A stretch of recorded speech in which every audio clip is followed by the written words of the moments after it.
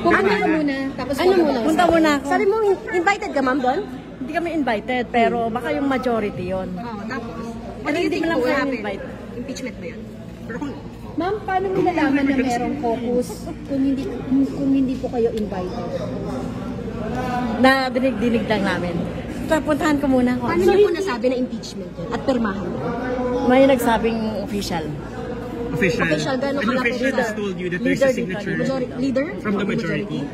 Has told you that Malapit there's sa Sorry, Sige. naka can one-third you na. say it na kayo mismo? What is this meeting about?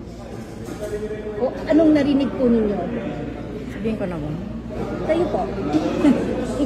Ano po yung narinig niyo? Well, parang naghahanda yata ang majority doon sa ipipresent mamaya about impeachment. So I have to verify pa nga kung ano yung impeachment complaint na yon. Is it 1, 2, or 3? Yan. May Or narinig kayo? 4? Or 4? Or 4, tama. But the official who told you, he or she has signed the impeachment. You're Hindi right. ko pa nakita. May narinig kayo ilang bilang na po nung pumirma? Well, we are in-expect daw na makukuha yung 1/3. Which is, 103, pero nag-expect pa ng more than that.